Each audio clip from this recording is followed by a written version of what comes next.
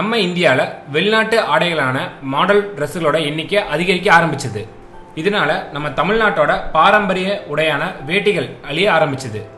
இதை பார்த்த ஒரு இந்தியர், இதை தடுக்க நினைச்ச ஒரு தமிழர், அவர் வேற யாரும் இல்லைங்க, நம்ம வேட்டிகளின் வேந்தர் ராம்ராஜ் காட்டன்ஸ் வேட்டிகளோட எம்டி மிஸ்டர் KR நாகராஜன் தாங்க. வாங்க இவரோட வாழ்க்கை வரலாற பார்க்கலாம். பொதுவாக பெரிய பிஸ்னஸ் மேன்ஸை பார்த்தா நம்ம வீட்டில் அவங்கள பாரு, அவங்க நல்லா படித்தனால தான் இப்போ நல்லா இருக்கான்னு சொல்லுவாங்க, இப்படி நீ நல்லா படிக்கணும்னு சொல்லுவாங்க. ஆனால் நம்ம KR நாகராஜன் SLCயில் ஃபெயில்னு சொன்னால் நீங்கள் யாராவது நம்புவீங்களா? ஆமாங்க, நாகராஜன் சார் 1977 நடந்த SLC எக்ஸாமில் ஃபெயில் ஆயிட்டாரு. இதுக்காக அவர் ரொம்ப ஃபீலும் பண்ணார்.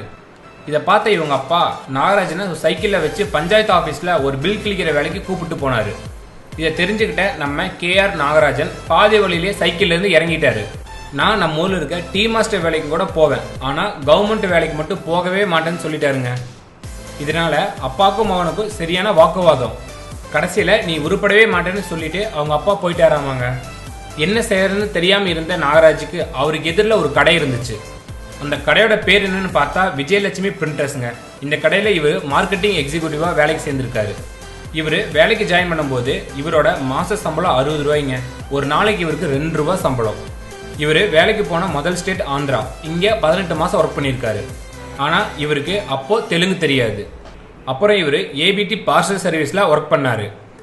நம்ம நாகராஜன் சார் 8 வருஷம் மார்க்கெட்டிங்கில் ஒர்க் பண்ணியிருக்காரு. அப்போ எல்லாம் நம்ம நாகராஜன் சார் வேட்டி கட்டிட்டு தான் வேலைக்கு போவாராமா.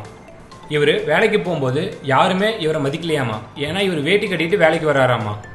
இதை பார்த்து நம்ம நாகராஜன் தமிழ் மண்ணோட கலாச்சாரம் அழிஞ்சிட்டு வர்றதை தெரிஞ்சுக்கிட்டாரு. இதுக்கப்புறம் நம்ம நாகராஜன் வேட்டி பிஸ்னஸ் பண்ணலான்னு முடிவு பண்ணி தமிழ்நாட்டுக்கு வந்தார். இவர் அவங்களோட ஃப்ரெண்ட்ஸுக்கிட்ட வேட்டி பிஸ்னஸ் பண்ணலாமில்ல அப்படின்னு சொன்னார். ஆனால் அவங்கெல்லாம் இவரை கிண்டலும் கேலியும் பண்ணிட்டு வருங்காலத்தில் யாருடா வேட்டியெல்லாம் யூஸ் பண்ண போறா அப்படின்னு சொல்லிட்டு வேண்டான்னு சொல்லிட்டாங்களாமா.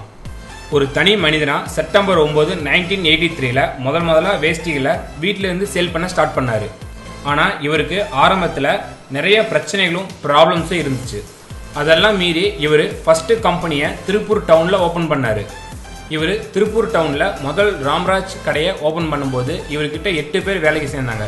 இவங்க எல்லாரும் ஒற்றுமையாக வேலை செஞ்சது மூலமாக தான் தமிழனோட பெருமை வெளிவந்துச்சு.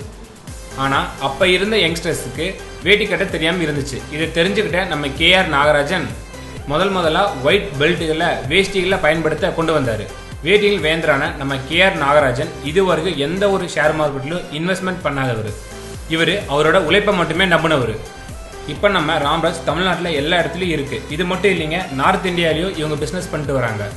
எக்ஸ்போர்ட்டிங் எங்கேன்னு பார்த்தா ஸ்ரீலங்கா, மியான்மர், வெஸ்ட் ஆசியாலையும் பண்ணிட்டு வராங்க.